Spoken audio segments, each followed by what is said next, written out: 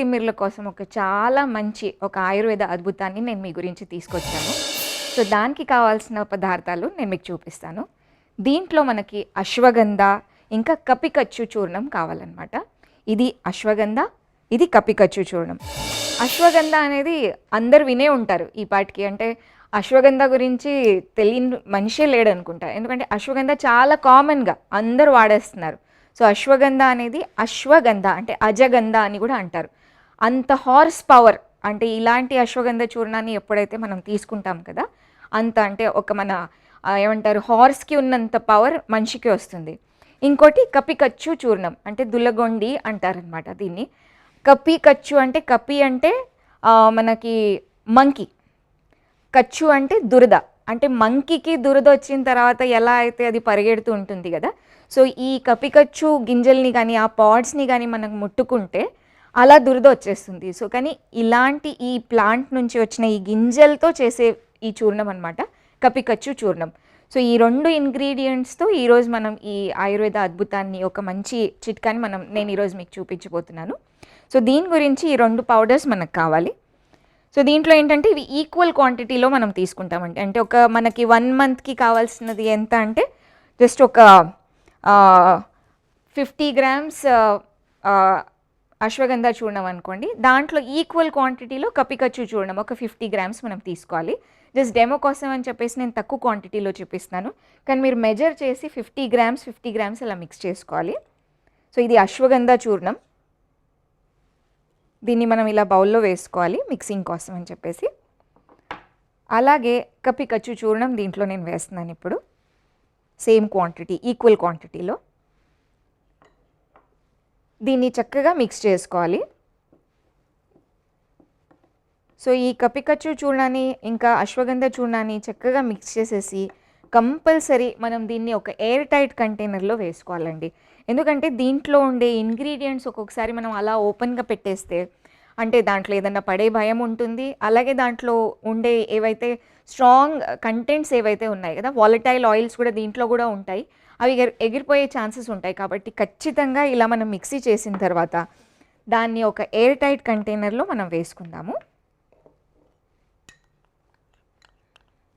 ఇది శాంపిల్ కాబట్టి కొంచెం తక్కువ క్వాంటిటీలో నేను ఇక్కడ చేశాను. మనకి కపికచ్చు చూర్ణం ఇంకా అశ్వగంధ చూర్ణం ఈజీగా ఏ ఆయుర్వేదిక్ షాప్లో అయినా మనకు దొరుకుతుంది. లేదు మీరు గింజలు తీసుకొచ్చి అంటే కపికచ్చు గింజలు తీసుకొచ్చి అలాగే అశ్వగంధవి మనం దాని యూసేజ్ పార్ట్ ఏంటంటే వేర్లు అనమాట, అవి తీసుకొచ్చి మనం గ్రైండ్ కూడా చేసుకోవచ్చు. మనకు ఒకవేళ అథెంటిక్గా షాప్లో ఎలా ఉంటుందని డౌట్ ఉంటే మనం ఆ ఇంగ్రీడియంట్స్ని తీసుకొచ్చి చక్కగా డ్రై చేసేసి అలా మనం గ్రైండ్ చేసి ఒక బాటిల్లో ఇలా కంటైనర్లో వేసి పెట్టుకుంటే అది ఆల్మోస్ట్ ఒక 6 months వరకు దీని షెల్ఫ్ లైఫ్ బాగుంటుందండి. చూర్ణాలని మనం ఒక 6 నెలల వరకు అలా స్టోర్ చేసి పెట్టుకోవచ్చు అనమాట. సో ఇది మనం ఈరోజు రెడీ చేసుకున్న ఇది కపికచ్చు ఇంకా అశ్వగంధ చూర్ణం అనమాట. చాలా మంచి ఒక ఆయుర్వేద అద్భుతమైన ఒక ఔషధి తిమ్మిర్ల కోసం. సో చూశారు కదండి మన ఈ ఆయుర్వేద అద్భుతాన్ని, ఈ చిట్కాని తిమ్మిర్ల కోసం ఏదైతే నేను ఈరోజు మీకు చిట్కా చెప్పాను కదా, సో ఇలా మనం ఎయిర్ టైట్ కంటైనర్లో స్టోర్ చేసి పెట్టుకున్నాము. దీన్ని వాడాల్సిన విధానం నేను మీకు ఇప్పుడు చెప్తాను. చాలా వరకు ఇది పాలతో పాటు తీసుకుంటే ఎక్కువ ఎఫెక్టివ్ ఉంటుంది, కానీ పాలు పడని వాళ్ళు దీన్ని వాటర్తో కూడా అంటే నీళ్ళతో పాటు కూడా తీసుకోవచ్చు. గోరువెచ్చటి నీళ్ళలో తీసుకుంటే ఇంకా బాగుంటుంది. సో దీని డోసేజ్ ఏంటంటే 2 to 3 grams అంటే పెద్దవాళ్ళకి అబౌట్ 20-30 years ఉన్న వాళ్ళు ఇంకా పెద్దవాళ్ళు ఎవరైతే తీసుకుంటున్నారు కదా 2 to 3 grams పర్ డోస్. అంటే మార్నింగ్ ఒకసారి నైట్ ఒకసారి ఇది 2 పూటలు తీసుకోవాలన్నమాట. సో ఆల్మోస్ట్ ఒక 1/2 చెంచా వరకు మనం ఈ పౌడర్ తీసుకోవచ్చు.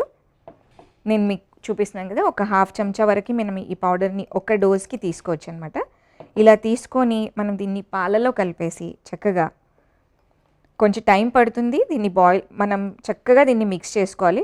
చాలామంది దీన్ని బాయిల్ చేసి కూడా తీసుకుంటారు, కానీ అంత బాయిల్ చేసి ఓపిక లేకపోతే ఇలా మనం మిక్స్ చేసి పాలతో పాటు కూడా తీసుకోవచ్చు. మార్నింగ్ ఒకసారి ఎంప్టీ స్టమక్లో వీలైనంత వరకు ఏదైనా తినకముందు లేదంటే తిన్న తర్వాత ఒక గంట తర్వాత కనుక మనం ఇది తీసుకున్నాం అనుకోండి, దీని డోసేజ్ బాగుంటుంది. ఎందుకంటే పాలు కదా, పాలు మనం ఇమీడియట్గా తిన్న తర్వాత తీసుకుంటే డైజెషన్ ఇష్యూస్ రావచ్చు.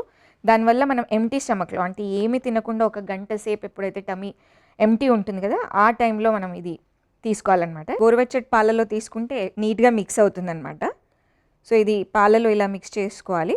ఒకవేళ పాలు తాగలేను అన్న వాళ్ళు దీన్ని నీళ్ళలో తీసుకోవచ్చు. చాలామంది డయాబెటిక్ పేషెంట్స్ ఉంటారు, అలాంటి వాళ్ళు ప్రిఫరబుల్గా వాటర్లో కూడా తీసుకోవచ్చు. ఇది మన 2 to 3 grams ఆఫ్ పౌడర్ ఇలా గోరువెచ్చటి నీళ్ళలో చక్కగా మిక్స్ చేసుకొని, మిక్స్ అయ్యాక దీన్ని మార్నింగ్ ఈవినింగ్ అలా తీసుకోవాలి. పడుకునేటప్పుడు ఒకసారి, లేవంగానే ఒకసారి ఎంటీ స్టమక్లో అలా తీసుకోవాలన్నమాట. సో చూసారు కదండి ఈ చిట్కా ఈరోజు, అంటే బ్రహ్మాండమైన చిట్కా. తిమ్మిరిలో వచ్చేవాళ్ళు, తిమ్మిరితో పడే వాళ్ళలో అందరిలో ఈ చిట్కా, అంటే జెంట్స్ కానీ లేడీస్ కానీ అందరిలో ఇది మనం అద్భుతంగా మనం వాడచ్చు. వాడి చూసి మీకే తెలుస్తుంది. ఒక నెల రోజుల పాటు మీరు కనుక ఈ పౌడర్ని ఇలా నేను చెప్పిన విధానంలో మార్నింగ్ ఈవినింగ్ 2 పూటలు వాడారనుకోండి, ఖచ్చితంగా ఈ తిమ్మిర్లతో బాధపడే వాళ్ళు ఈజీగా రిజల్ట్స్ పొందొచ్చు అనమాట. మనం ఈ ప్రిపరేషన్ చూసాం కదా, వాటర్తో కానీ పాలతో కానీ, గోరువెచ్చ పాలలో కానీ గోరువెచ్చటి నీళ్ళలో కానీ 2 పూటలు మనం ఇది వాడాలి. సో దీంట్లో ఈ అశ్వగంధాలో, కపికచ్చులో చాలా మంచి ఇంగ్రీడియంట్స్ ఉన్నాయండి. అంటే ఎస్పెషలీ కపికచ్చు అంటే దులగొండి అని చాలామంది అంటే జనరల్గా దాన్ని వాడక భాషలో అంటారనమాట. ఈ పొడిలో ఎల్-డోపా అనేది ఒక పౌడర్ ఉంటుందండి. This L dopa is a precursor for dopamine.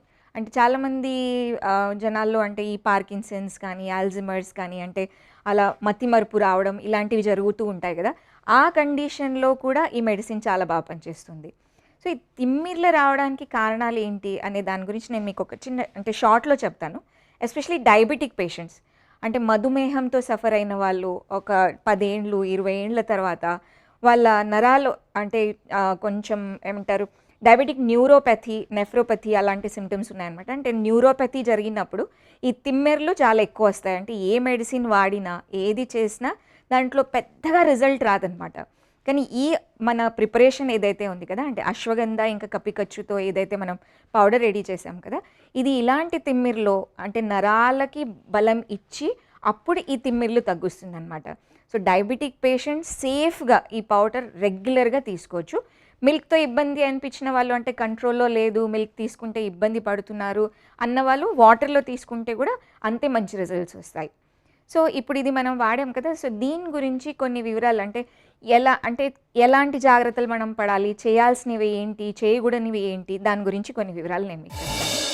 చేయాల్సింది ఏంటంటే పౌడర్ మనం 6 months కంటే ఎక్కువ పాతగా ఉన్న పౌడర్ని మనం వాడకూడదు. దాన్ని రెగ్యులర్గా ఒక ఎయిర్ టైట్ కంటైనర్లో మాత్రమే సేవ్ చేసుకోవాలి. రూమ్ టెంపరేచర్లో పెట్టుకోవాలి. అంటే దీన్ని ఫ్రిడ్జ్లో పెట్టాల్సిన అవసరం లేదు.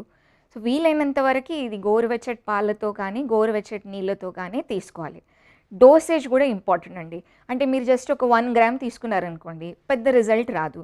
అదే 5 grams 10 grams అంటే డోసేజ్ ఎప్పుడు కూడా మారకూడదు. ఏ ఔషధమైనా కానివ్వండి, అది మన ఆయుర్వేదం కానీ అలోపతి కానీ ఏ సిస్టంలో కూడా డోసేజ్ అనేది చాలా చాలా ఇంపార్టెంట్. అంటే అది ఎంత క్వాంటిటీలో తీసుకుంటే మనకి సైడ్ ఎఫెక్ట్ లేకుండా బెనిఫిట్స్, మ్యాక్సిమం బెనిఫిట్స్ ఏంటంటే ఈ పౌడర్లో మనం ఒక 3 grams మ్యాక్సిమం 2 to 3 grams వరకు 2 పూటలు, అంటే total in a day 6 grams వరకు ఈ పౌడర్ మన బాడీలో వెళ్ళొచ్చు. సో అలా మనం ఇది రెగ్యులర్గా తీసుకోవాలి. పిల్లల్లో కూడా బలం కోసం ఇది మనం వాడచ్చు. అంటే పిల్లలకు పెద్ద తిమ్మిర్ల ఇష్యూ రాదు కాబట్టి ఇది పిల్లలకి మనం పెద్ద అడ్వైజ్ ఏం చెయ్యము.